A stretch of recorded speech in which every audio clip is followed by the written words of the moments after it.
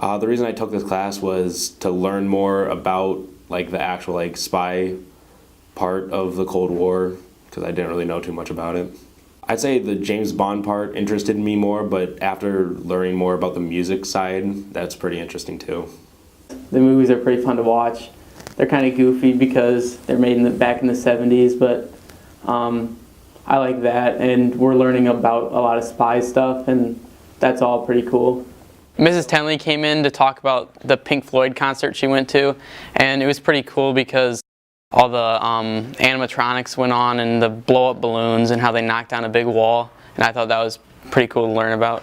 So the field trip we took was in 2 locations. It was in Waukesha and Milwaukee, Wisconsin, and it was organized through what is known as the Cold War History Museum, which is actually run by a couple of men, one of whom is a former Cold War spy. His name's Werner Juzinsko, and he spent the entire day with us that we were there. And we started at a former nuclear missile site called the Nike Missile Site in Waukesha, and we got a tour from a man who had worked there during the Cold War. In fact, he worked there during the Cuban Missile Crisis, and he was able to, I think, impart to students the genuine fear that men had working during that time. He said that, you know, they sat with 16 nuclear-armed missile heads for that entire crisis period.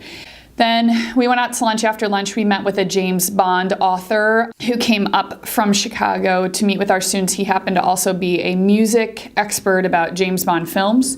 So he talked about the music scores, the various artists that worked on the films.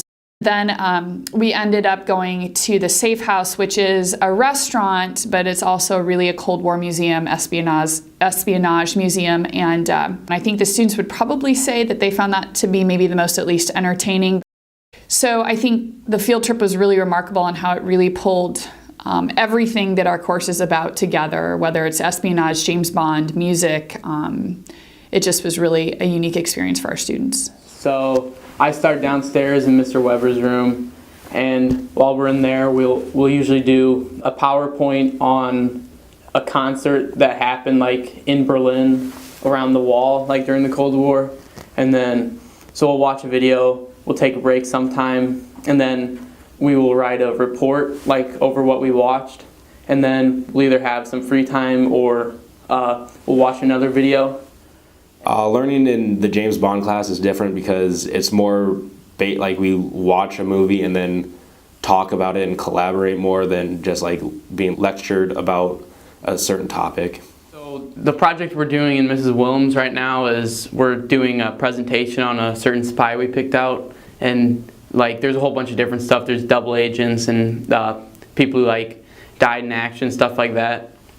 And then in Mr. Weber's portion of it, where we have like 4 options, and a lot of us chose to do a CD where we make like a album cover, stuff like that, and then we pick 10 songs that mean a lot to us, and we just write paragraphs and explain what those songs mean to us and why we picked them. And I like that part. I think it's really fun. I think it's pretty valuable because a lot of like what history is today and why stuff happened is because what spies have like done for our country, and in the Cold War stopped us from having a nuclear meltdown and across the globe. So I think it's important to learn about like the people who helped with that.